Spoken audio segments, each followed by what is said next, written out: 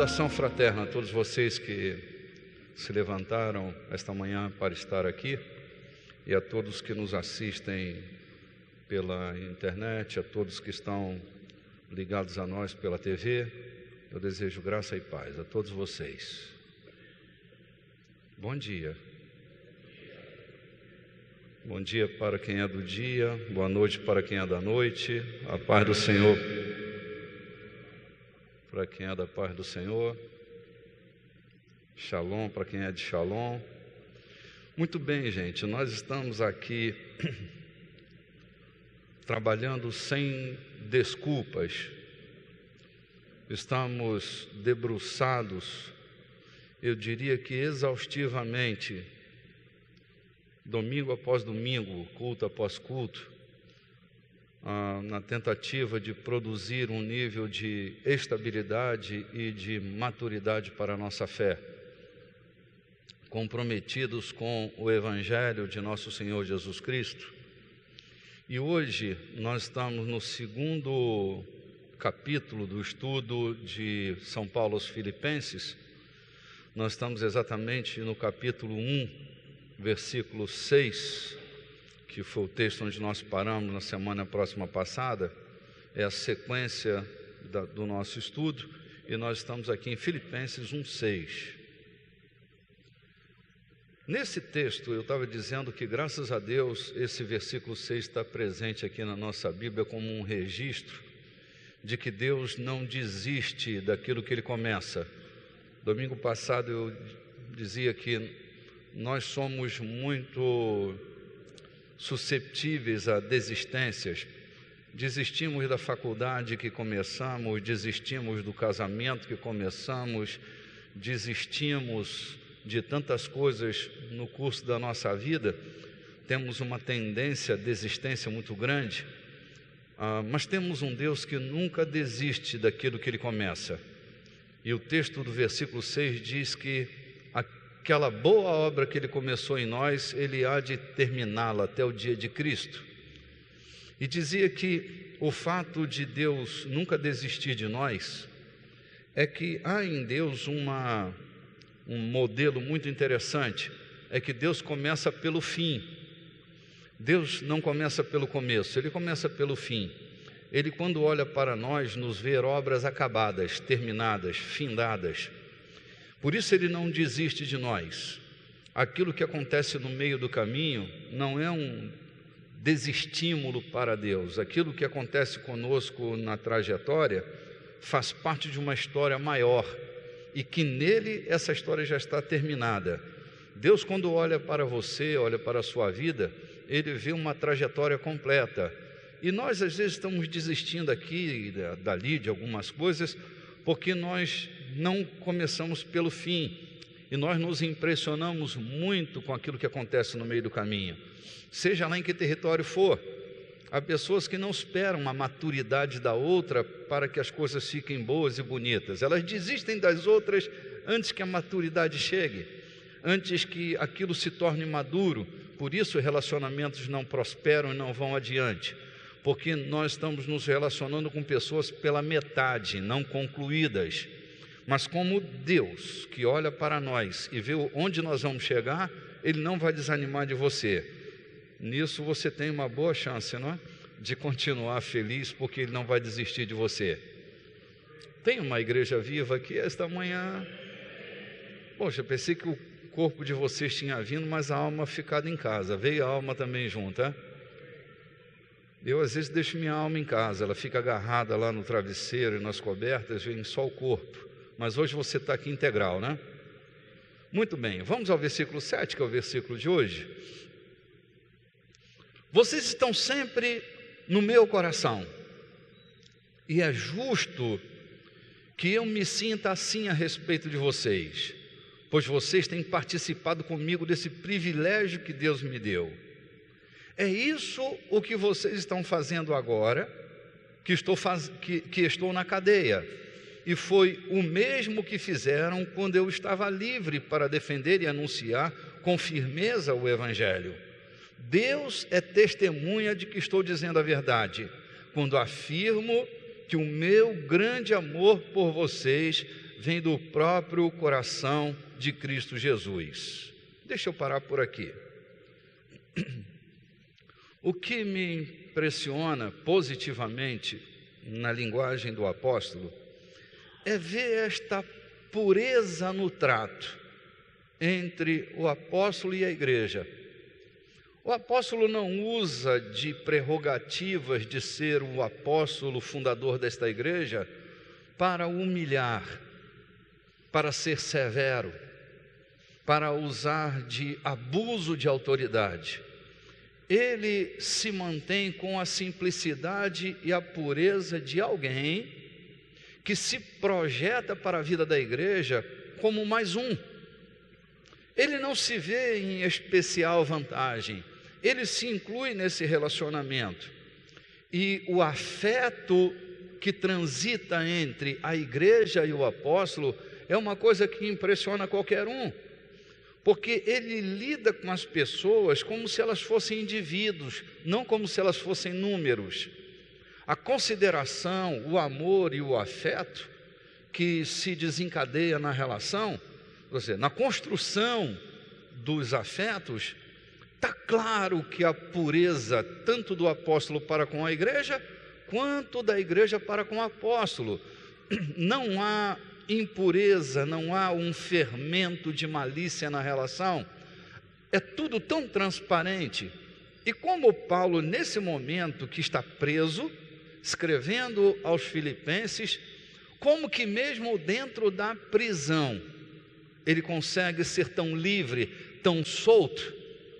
Imagina você que a prisão não é um lugar muito agradável, ainda que possa ser uma prisão domiciliar. Não é um lugar de muitas coisas boas acontecendo.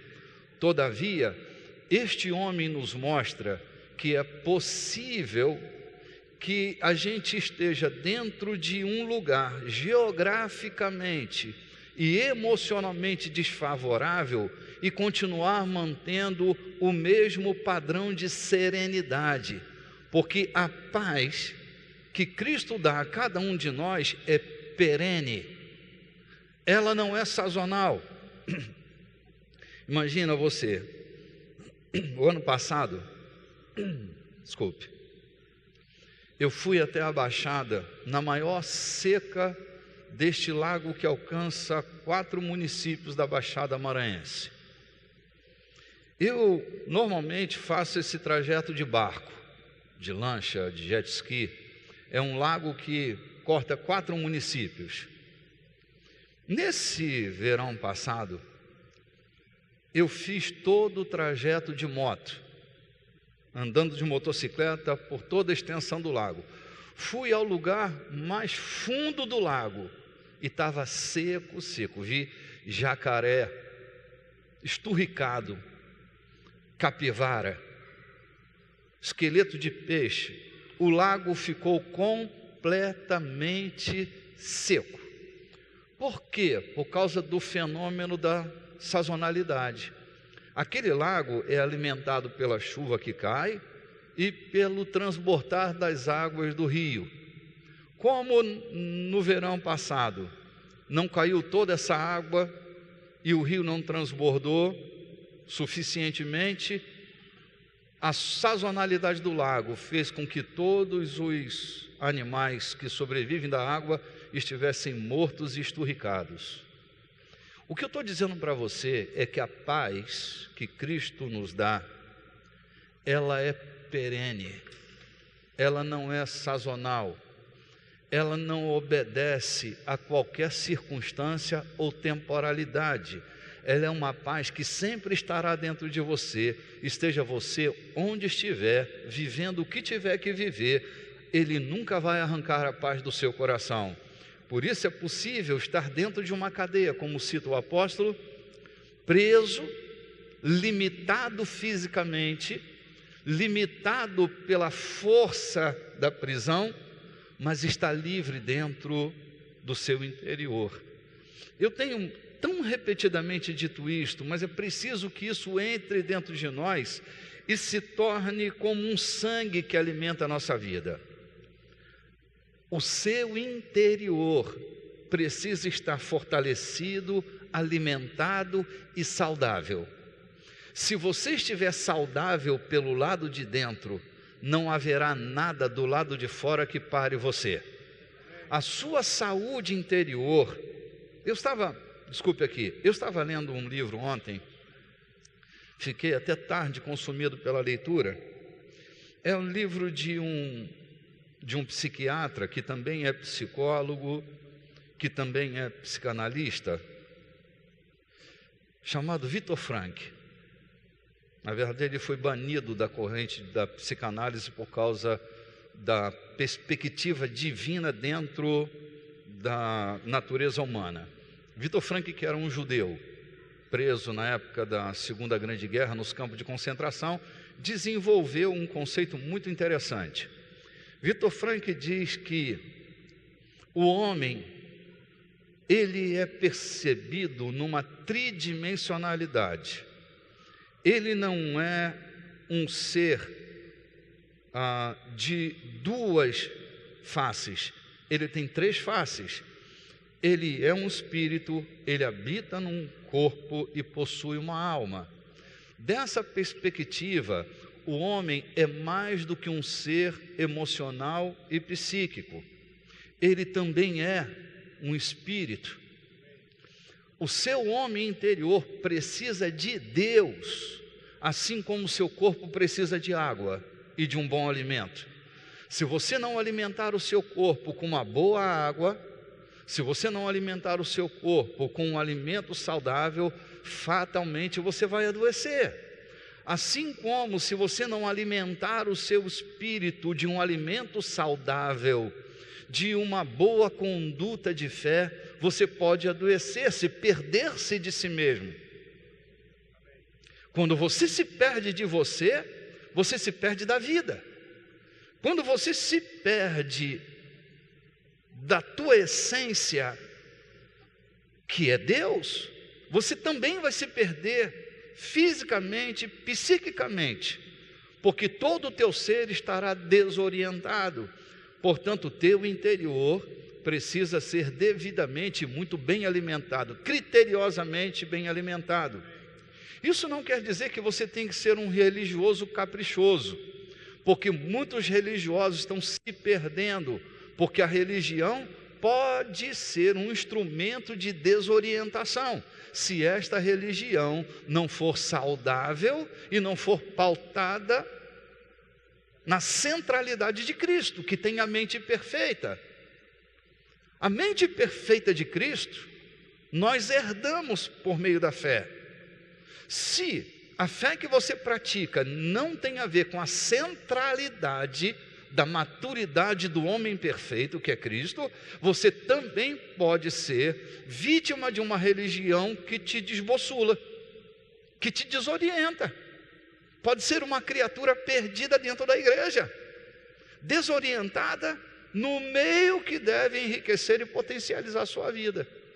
Então Paulo, que é o grande instrutor da mente da igreja gentílica, ele está dentro de uma cadeia, dizendo: eu estou feliz por vocês. Eu estou aqui, mas não estou limitado. Para mim, o ponto-chave dessa cadeia de Paulo está em Atos capítulo 28. Em Atos capítulo 28, Paulo está preso em Roma. Como cidadão romano que era, ele vai nos dar uma dica extremamente importante, e a gente precisa entender isso. Ele está preso em Roma. Como Paulo está em Roma? Ele não está tirando férias na Suíça. Paulo não está tirando uns dias de folga na região do Caribe.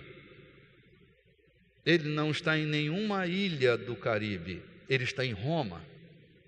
E a condição dele em Roma, por ser um apologeta da fé, ele está preso por declarar o senhorio de Cristo, por declarar que Jesus é o Kyrios e não César.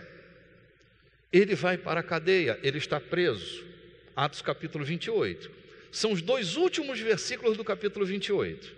E ele diz assim: eu estou aqui pregando o Evangelho e anunciando as coisas concernentes a Jesus, 2 coisas: pregando o Evangelho do reino e ensinando sobre Jesus. Ensinar sobre Jesus não é pregar o Evangelho do reino, e pregar o Evangelho do reino não é ensinar sobre Jesus. São 2 coisas, 2 pontas importantes para a gente entender. É uma chave. Paulo diz: eu estou aqui preso em Roma, pregando o Evangelho do reino e ensinando as coisas concernentes ao Senhor Jesus, com toda a liberdade e sem nenhum impedimento. São as últimas palavras de Atos dos Apóstolos. O que faz de um homem preso estar sem nenhum impedimento e com toda a liberdade? É que seu corpo está limitado, mas seu espírito está completamente livre. Então é possível, meu irmão, que você esteja passando por alguma limitação na sua vida, seja financeira, seja emocional, seja profissional, sei lá, em alguma área específica há uma cadeia, há um impedimento, há uma limitação. Mas é possível viver na dimensão do apóstolo. Nosso corpo limitado, mas nosso espírito completamente livre. O que aprisiona o homem, as cadeias mais poderosas da vida de um homem, não são as de aço, são as cadeias das nossas memórias, das nossas emoções. Elas estão pelo lado de dentro. São muito mais fortes do que as cadeias que podem nos prender pelo lado de fora. As cadeias que estão aqui dentro podem desumanizar você, podem fazer de você um homem covarde, perverso, mau, raivoso, menor do que você é, porque nossas cadeias interiores são muito mais eficazes e poderosas do que qualquer cela que meu corpo possa estar dentro dela. Os maiores inimigos que você vai encontrar não estarão nos desafios do futuro, estarão nos fantasmas do seu passado. Essas são cadeias que precisam ser rompidas. Portanto, perdoar é fruto de um coração parecido com o coração de Jesus. Continuar quando tudo vai mal é se identificar com o espírito da ressurreição, que nem a morte pôde deter o espírito daquele que ressuscitou Jesus dentre os mortos. Em você há resiliência suficiente, que é o poder da ressurreição, para fazer você se levantar de toda a limitação que for imposta à sua vida. Portanto, vença as cadeias do seu interior e você vencerá qualquer cadeia de imposição que colocarem sobre você do lado de fora. Um dos homens assim mais admiráveis para mim faleceu este ano. Era um admirável homem da nossa literatura, chamava-se Rubem Alves. Rubem Alves, na época da ditadura militar, alguns de vocês não sabem nem o que é isso, não é? Sabem uma teoria, na verdade nunca houve ditadura militar, né? Ditadura militar, a ditadura ela existe por causa de um ditador, nós nunca tivemos um ditador, né? Nós tivemos um regime militar e não uma ditadura militar. Bom, mas esse é papo para outro momento. Durante esse período do regime militar, Rubem Alves, que era um pastor presbiteriano, um homem doce, um homem inteligente, de uma capacidade fenomenal, um homem com ideias revolucionárias fora do seu tempo, um educador. Ele foi exilado porque foi acusado pelo Supremo Concílio como um terrorista, como um homem perverso para o sistema. E ele teve que ser banido do país. Ele foi exilado. É muito engraçado você ouvir hoje algumas histórias de Rubem Alves, ler um pouco dos seus livros mais recentes, as últimas poesias dele, é que nem o exílio, nem a traição dos seus irmãos, nem a traição do Supremo Concílio, nem a fúria do regime militar conseguiu arrancar a doçura de Rubem Alves. A impressão que eu tenho é que você está dormindo, não está? Está ligado aí? Queridos, se as pancadas não conseguirem roubar a sua doçura, você é um homem livre. Mas se as pressões internas começarem a fazer de você uma pessoa amarga, azeda, agressiva e violenta, você se apodreceu, não amadureceu. Porque são dois fenômenos distintos na nossa alma. As experiências nem sempre elas vão nos amadurecer, elas podem nos apodrecer, estragar o nosso interior. Às vezes você passa por experiências drásticas e acha que saiu de lá mais maduro, mas pode ter saído apodrecido, estragado. Porque a nossa interioridade tem a ver com o nosso contato com aquele que não se apodreceu mesmo entrando no Hades. Estou falando de Jesus, que nem o Hades, com todo o seu poder infernal, conseguiu tragar a vida que estava nele, porque ele entra dentro do Hades sem prisões internas. Acho que foi quarta-feira, eu estou tratando de perdão na quarta-feira.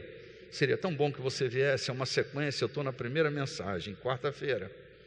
Eu disse que Jesus, quando está pendurado na cruz, crucificado, e a primeira palavra das 7 palavras da cruz é: Pai, perdoa, porque eles não sabem o que estão fazendo. Por que você acha que Jesus perdoa alguém, seu algoz, no momento da crucificação? Eles estão ali escarnecendo, crucificando, cuspindo no seu rosto, e Jesus diz: Pai, perdoa, porque eles não sabem o que fazem. Será Jesus um tolo? Será que Jesus é um tolinho? Que essa ideia de reino de Deus imbecilizou sua mente?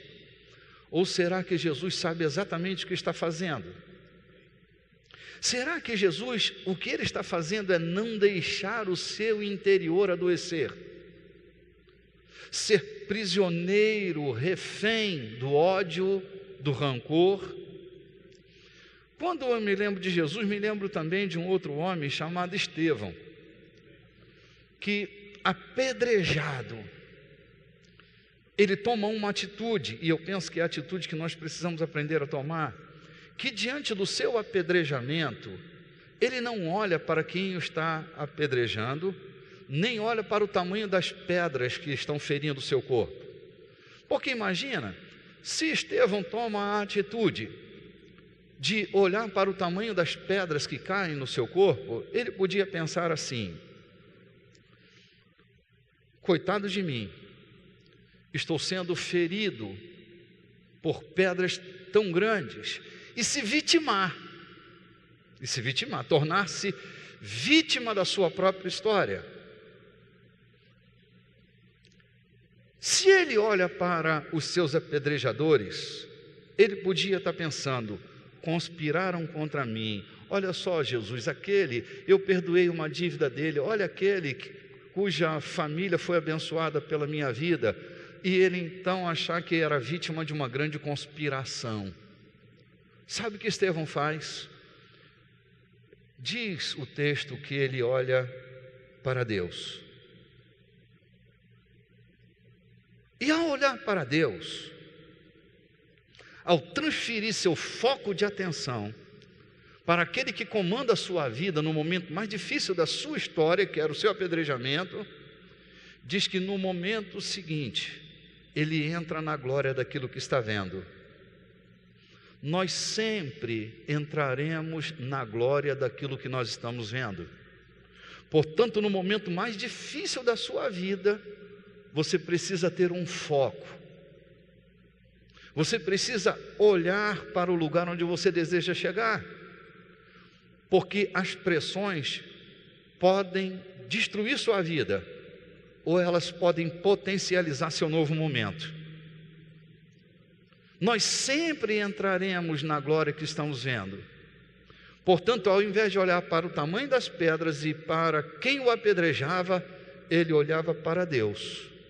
E no momento seguinte, ele é tomado por Deus e ele vê a glória do invisível. Esse é um fenômeno da interioridade. Esse é o fenômeno de um coração que decidiu não caminhar como todo mundo caminha. Por isso Paulo está preso e escrevendo com alegria, está detido fisicamente, mas se sentindo completamente livre. Eu não sei quantos de vocês já foram presos aqui, nem precisa levantar a mão. Eu fui preso. Tem mais amigos meus que foram presos aqui que eu sei. Eu não estou sozinho. Meus irmãos, você não pode imaginar a angústia que é estar atrás das grades. Acho que grade não foi feita nem para animais ferozes.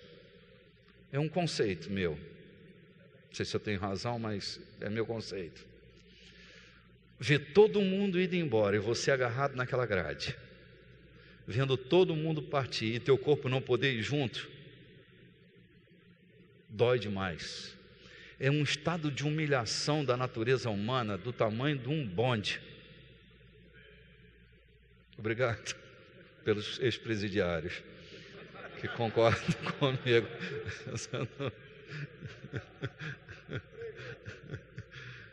Não, estou mexendo na ferida, filho. É que quando todo mundo vai, você tem que ficar, porque não tem alternativa. Dói demais. Todavia, Paulo não me parece que tem um espírito que se aprisiona. Ele é capaz de sublimar toda a dor da prisão, porque tem um espírito livre. Esse é um exemplo para nós, sem tamanho e sem preço. É de um valor tão alto, tão supra, que não tem preço esse conceito. Eu e você precisamos migrar toda a nossa natureza para um conceito como esse. Porque viver na limitação daquilo que está acontecendo é muito pequeno para a vida. A sua vida é maior do que aquilo que te limita. A sua vida tem muito mais sentido. E é isso que o doutor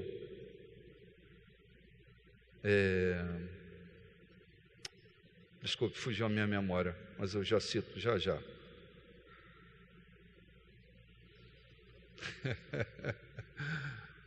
Coisa de velho, viu, gente? Memória vai indo embora.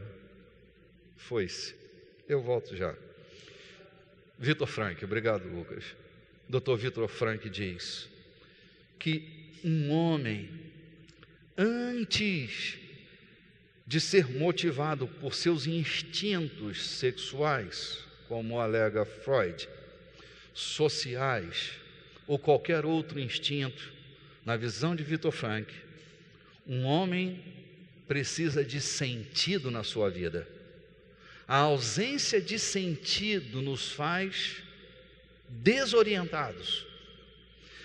É engraçado, Vitor Frank diz que a morte é a maior declaração de sentido na vida, porque se ela não existisse, não tinha tempo para o cumprimento de um fim, mas porque a morte existe, o sentido está presente na nossa existência. Você não vive para morrer, você vive para cumprir um propósito aqui na terra. E quanto antes você descobrir esse propósito, mais feliz será a vida para você. Portanto, tua amizade com Deus fará você descobrir o propósito da sua vida. Afinal de contas, foi Ele quem escreveu a tua história. Foi Ele quem, cada dia, antes mesmo de nascer, antes mesmo de você nascer para a vida, cada dia foi escrito e determinado por Ele.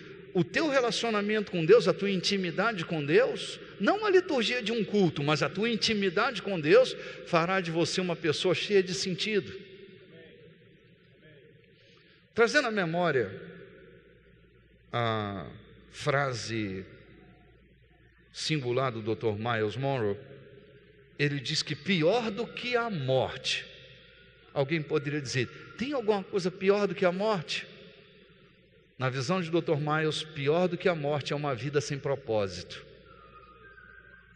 Eu conheço pessoas que não queriam mais viver, porque não encontraram propósito na sua vida. Algumas delas tentaram o suicídio, outras lograram êxito, porque não encontraram mais sentido.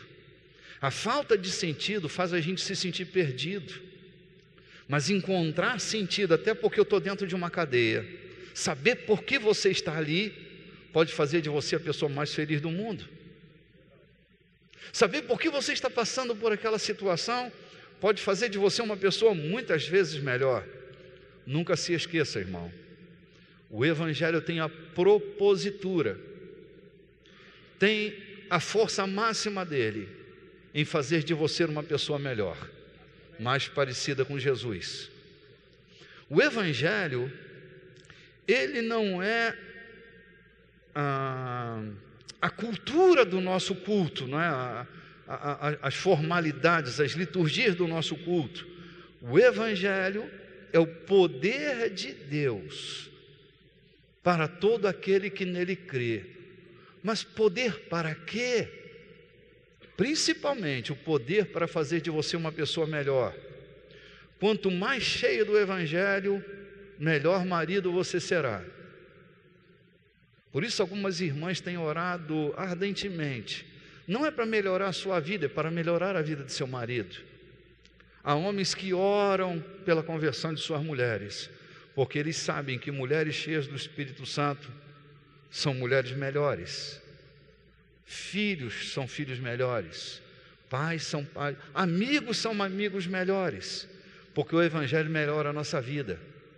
Dá um jeito em nós, transforma a nossa vida. Não recupera no sentido de colocar um remendo novo, ele muda tudo na nossa história, muda a nossa maneira de ver a vida, muda a nossa maneira de ser, muda a nossa maneira de nos relacionarmos com os outros, muda a nossa história. Paulo está feliz, porque encontrou um grupo de pessoas que se aliou a ele na tarefa da pregação. Acho que a gente pode mudar de versículo. Já querem ir embora? Bom dia, Pai do Senhor. Vamos lá então. Versículo 9. O que eu peço a Deus é que o amor de vocês cresça cada vez mais e que tenham sabedoria e um entendimento completo, a fim de que saibam escolher o melhor. Assim, no dia da vinda de Cristo, vocês estarão livres de toda impureza e de qualquer culpa. Graças a Deus. Graças a Deus. Quando Paulo fala de entendimento completo e de sabedoria, para que vocês possam escolher o melhor da nossa escolha estará ligado ao melhor do nosso entendimento. Há pessoas que estão escolhendo mal, porque não entendem completamente, porque não têm sabedoria na escolha, e hoje vivem o resultado de uma escolha que foi feita ontem, viverá amanhã como resultado de uma escolha que foi feita hoje. Pense comigo aqui. Hoje você está casado com quem está casado por uma escolha sua. Hoje você tem os amigos que tem por causa de uma escolha sua. Mora onde mora por causa de uma decisão que você tomou. Se o que isto aqui não agrada a você, olhe para o futuro e comece a tomar suas decisões com sabedoria e com entendimento completo. Você sabe que há pessoas que precisam sair da sua vida, tanto quanto há outras pessoas que precisam entrar na sua vida. Você pode não decidir, cruzar os seus braços e repetir a história, e continuar repetindo, e continuar repetindo. Nossas escolhas determinam o nosso fim. Olha, deixa eu te explicar uma coisa. O que determina o nosso destino não são nossas condições, são nossas decisões. Eu aprendi isso cedo, para meu bem-estar. Porque muitas vezes, gente, a gente vai tomar uma decisão baseado nas condições que a gente tem. Isso é um ledo engano, um engano infantil. Tomar decisão baseado na condição. Decisões precedem condições. Quando você toma uma decisão, você leva a reboque as condições. Mas as condições não fazem você tomar a melhor decisão. Se você não se organizar internamente, você vai continuar tomando decisões que vai se arrepender no futuro. Precisamos diminuir a fronteira entre decisões e arrependimento. Para mim, infelizmente, nós ainda temos uma fronteira muito espessa entre arrependimento e decisões. Ainda bem que nos arrependemos, mas não precisava ter do que se arrepender se tivesse tomado as decisões corretas, se tivesse feito as escolhas corretas. Você quer ser um bom profissional, mas não estuda suficientemente para isso, não se atualiza, não se recicla. Como é que você vai ser um bom profissional? Vai ficar caduco, envelhecido no mercado, ninguém vai contratar você. Isso não é culpa de Deus, é fruto de uma escolha. Preferiu a night. Querido, tem uma hora que a night tem que ficar lá atrás, para que seu futuro seja devidamente planejado. Mas opta pela noite, ao invés de optar pelo caderno. Depois não tem jeito. Escolhas erradas, a partir de um falso entendimento. Não está entendendo de acordo com o que deveria entender. Não tem entendimento completo, não tem maturidade no entendimento. Quando nós somos maduros no entendimento, nós sabemos negociar passado, presente e futuro. Nós temos um diálogo saudável entre o presente, o passado e o futuro. Mas para isso você precisa se encher da graça de Deus. E a graça de Deus não se toma no copinho, é resultado de um relacionamento que muitas vezes se dará porque o Evangelho é maior do que nós. Então ele será prioridade na nossa vida. Mas como eu quero crescer na vida se não quero crescer no Evangelho? Se tudo que eu tenho na minha vida foi o que eu já adquiri, continue adquirindo, vai crescendo. Querida, a vida cristã é de glória em glória, você tem que continuar crescendo para chegar a um nível de maturidade. Não adianta você de uma vez por toda você morre, mas precisa crescer na sua nova natureza. E para crescer na sua nova natureza, você precisa ter intimidade com Deus. Entende? E ter intimidade com Deus é você, santuário de Deus, e o próprio Deus. Muitas vezes a gente quer crescer em intimidade com Deus nas caixinhas de promessa, nas irmãs da profecia. Isso tudo pode ser legal, mas não é isso que faz você crescer em Deus. Eu vou lá porque vai adivinhar meu futuro. Então tu vai na cartomante, na ciganinha, tanto faz. Agora, quer viver um futuro abençoado, quer saber do seu futuro? Vai se relacionar com quem escreveu o seu futuro. Ele vai te contar sobre o seu futuro.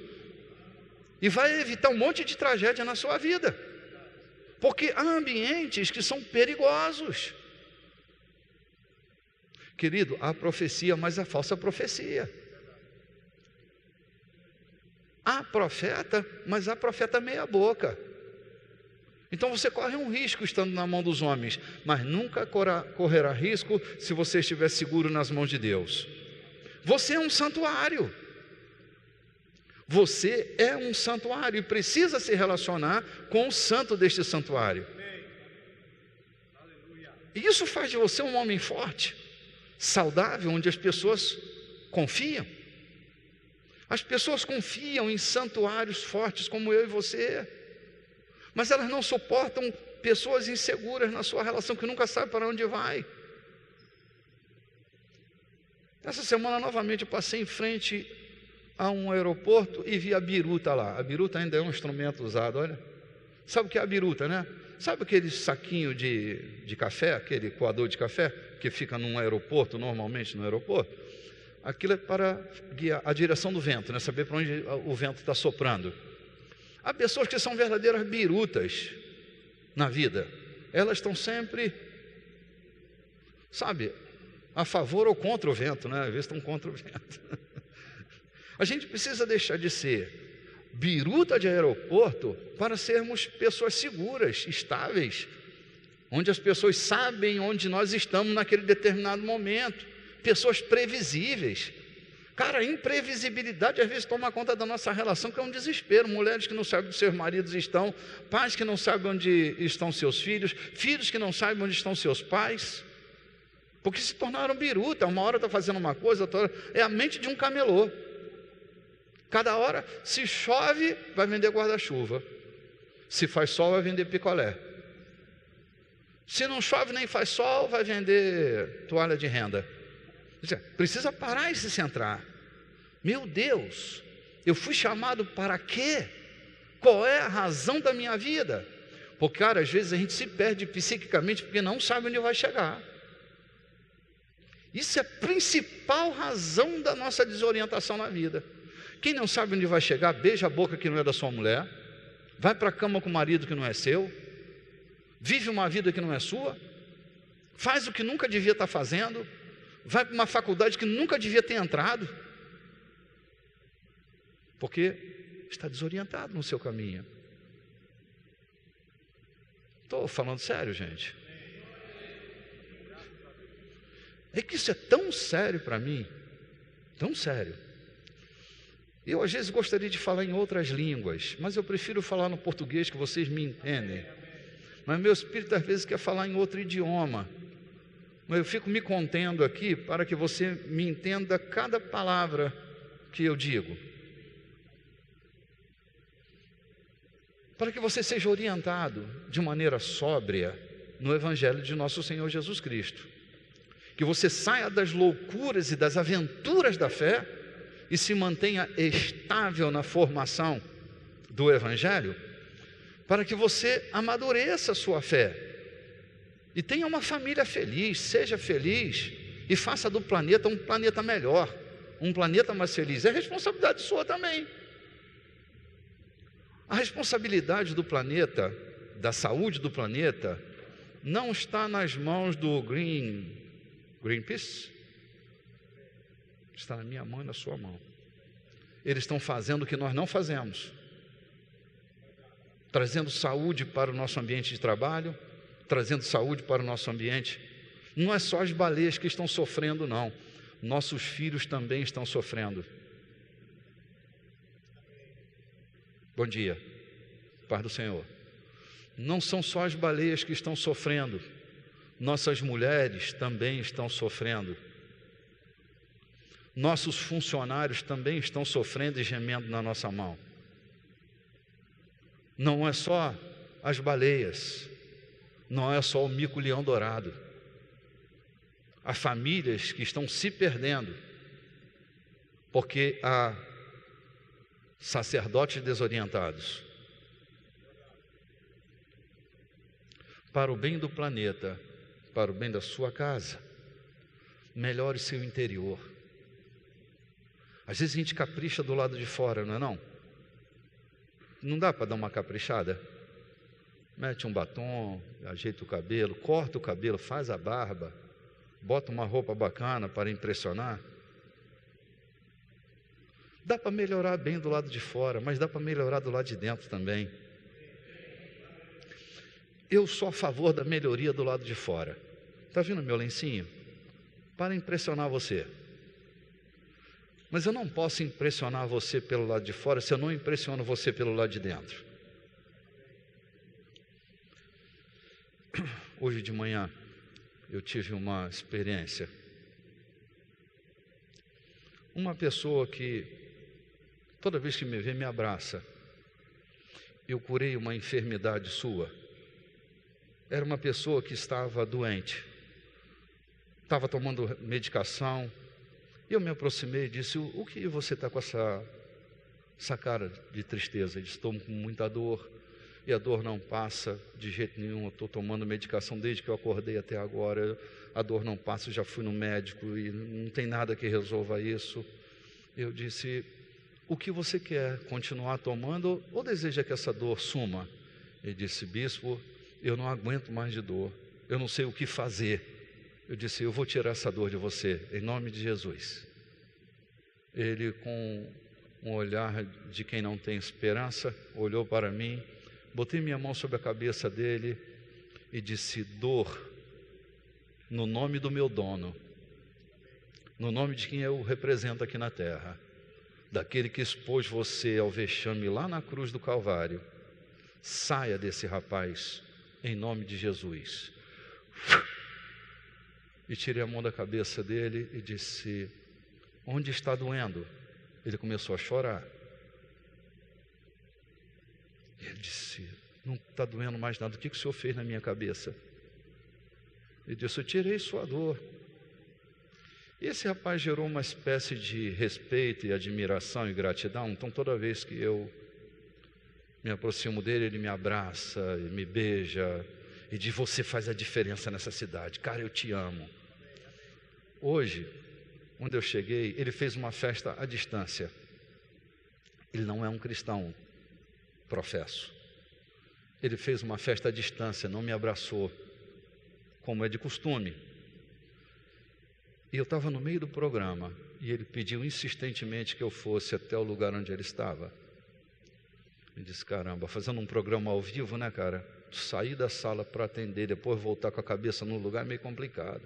Mas eu fui atender o pedido. Quando eu cheguei lá, ele estava com os olhos lacrimejando e disse: eu quero lhe pedir perdão. Eu falei: perdão por quê, filho? Ele disse: eu não lhe abraço sempre. Eu disse: abraça. Eu não faço uma festa. Eu não fiz porque eu bebi. Eu estou com cheiro de bebida. Eu quero lhe pedir perdão, porque meu respeito não permitiu eu lhe abraçar. Me perdoa de eu ter bebido. É que eu trabalho na noite, e na noite sempre rola uma bebida e eu meti minha cara. Desculpe, me perdoa. Ele não estava bêbado não, estava só com cheiro de... Por que isso, gente? Para quê ou por que ele precisava me pedir perdão? É porque eu não sou para ele o que eu mostro no meu corpo. Eu sou para ele o que eu represento no espírito dele. É esse evangelho que eu e você precisamos. Nossos parceiros de negócio, eles precisam estar felizes onde nós chegamos, porque assinar um contrato com você deve ser assinar um contrato com Deus. Compreende? Assinar um contrato com você significa: estou fazendo um acordo com quem vai me enriquecer e não vai me empobrecer. Nossos parceiros de vida não podem ter medo da nossa ausência. Nossas mulheres precisam ter clareza de onde nós estamos e o que é que estamos fazendo. Vossos maridos precisam estar seguros que quando a senhora vai para o shopping center, vai usar o cartão direitinho como devia usar. Não vai trair a confiança nem no cartão, nem em qualquer outro tipo de relação. A gente precisa estar seguro, gente. Eu olho para os irmãos de Tessalônica e olho para os irmãos da cidade de Filipos eram homens referendáveis, confiáveis. Paulo usa a imagem desses irmãos como uma referência. Ele diz: por onde quer que eu vá, o nome de vocês está sendo bem divulgado. Vocês são um exemplo. Fala tanto isso para os irmãos da cidade de Filipos, quanto para os irmãos da cidade de Tessalônica. Vocês são uma referência. Vocês são cartas vivas. Na segunda carta de São Paulo aos Tessalonicenses, ele diz: vocês são minhas cartas, são cartas vivas, escritas não com tinta, mas pelo Espírito de Deus. Onde quer que vocês estejam, lá está a manifestação viva de uma epístola. Vocês são a epístola. Imaginem vocês hoje. Pode me dar sua Bíblia, Wilson? Imagina você hoje, se este livro fosse tirado de circulação.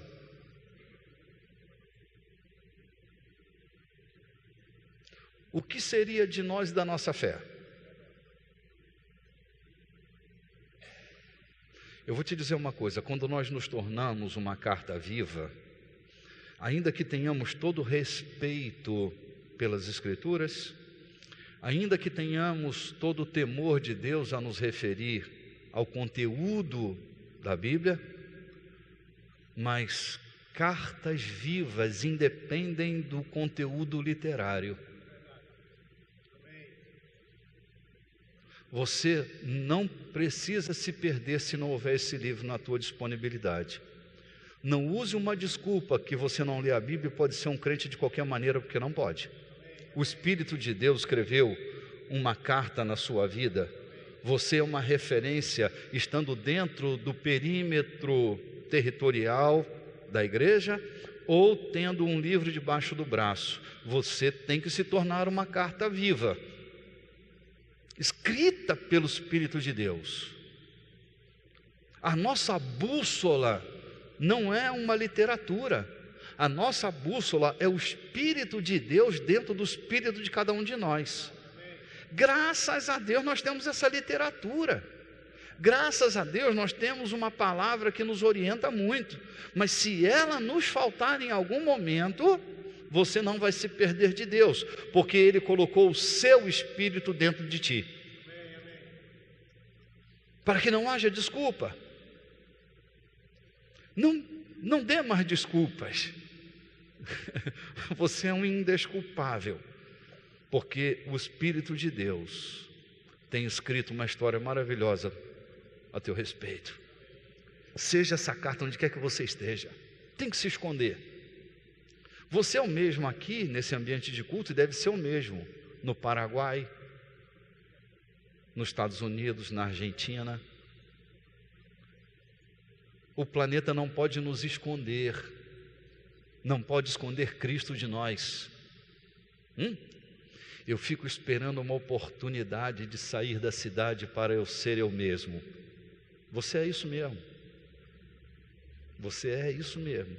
Você é aquele quem você é quando você tem a oportunidade de ser. Não estou querendo ser agressivo, não é isso. Estou querendo ser revelador. Nós somos aquilo que somos quando temos a oportunidade de ser. Quando não tem ninguém por perto. Você é quem você é quando não tem ninguém por perto. Quando você está naquele lugar que ninguém te conhece, esse é você.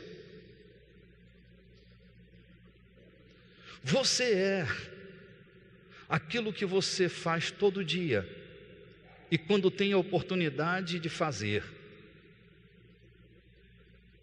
Entende? Quando você tira férias, você se parece muito mais com você do que quando você tem que estar em prontidão o tempo todo. Entende? Tem alguém me vendo, alguém me vigiando. Eu estava tirando férias, há muito tempo isso, né? Eu estava pescando, lá em Cabo Frio.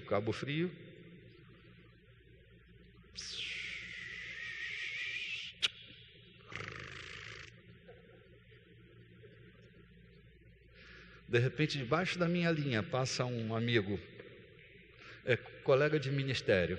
Sabe o que é colega de ministério? Não é teu amigo, tem a mesma profissão que você, mas não é.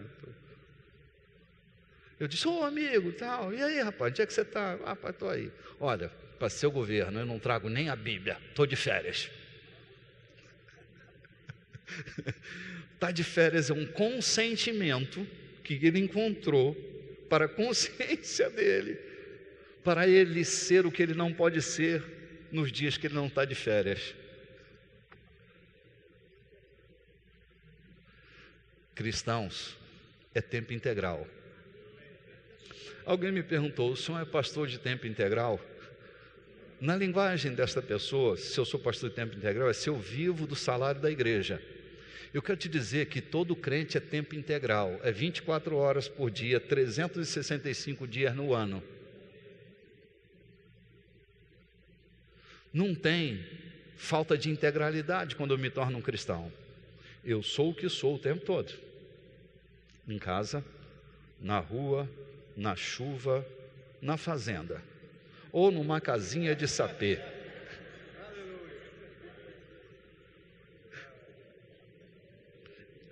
No topo da montanha, ou no mais profundo vale, dentro de uma cadeia, ou tirando férias em Zurique. Você é você.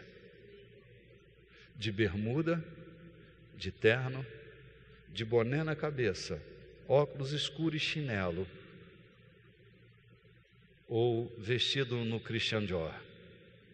Você é 100% Cristo e 100% integral, recebendo da igreja ou não recebendo da igreja, porque o salário de quem recebe da igreja e o salário de quem não recebe da igreja vem do mesmo patrão.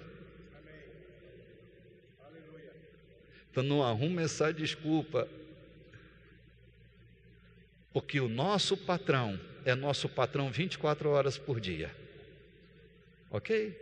Chegou ao fim essa manhã. Não, porque agora eu vou começar a dar umas pancadas, então eu vou deixar para domingo que vem. Pode terminar com boa impressão, né?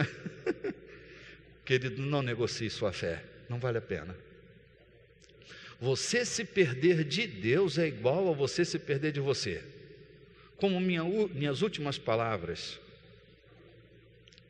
nenhuma mulher que eu conheço, nenhuma mulher terá medo de um homem que tem intimidade com Deus. E nenhum homem terá medo de uma mulher que é amiga de Deus. Nenhum pai terá medo de filhos que são íntimos de Deus. Nenhum filho terá angústias de pais que são amigos de Deus. Quando você se perde de Deus, você se perde de você. Usando as palavras de nosso Senhor, quem perder a sua vida por mim e pelo Evangelho, achá-la. E quem preservar a sua vida, perdê-la. É que a sua vida, a minha vida, a nossa vida só pode ser encontrada em Deus. É porque Deus escondeu a nossa vida em Cristo. Rapaz, às vezes eu acho que vocês deviam receber um fogo pentecostal. Sejam possuídos pelo fogo pentecostal. Rapaz, tinha igreja que se eu fosse falar isso aqui, a igreja virava de cambalhota. Mas tudo bem, vocês são comportadinhos, né? Vocês engolem o choro, enxugam as lágrimas, né? Eu entendi, já entendi. Você só vai encontrar a saúde da sua vida quando você se perde em Cristo. Não tem outro jeito, não tem outro caminho. Enquanto você preservar a sua vida, você vai perdendo respeito, perdendo a honra, perdendo o afeto, perdendo a confiança, você vai perdendo, porque vai se perdendo da vida. Mas quando você encontra a sua vida em Cristo, no Evangelho, você vai encontrar a sua vida, você vai encontrar a dignidade, a confiança das pessoas, a força que você necessita para continuar vencendo e avançando. Você vai se encontrar quando você se encontrar em Deus. Não é uma questão de religião, é supra-religião, uma questão de vida. Você vai encontrar a sua vida quando você se perder nele. Vale a pena a gente se perder em Deus. Vale a pena a gente se perder no Evangelho. É gratificante demais.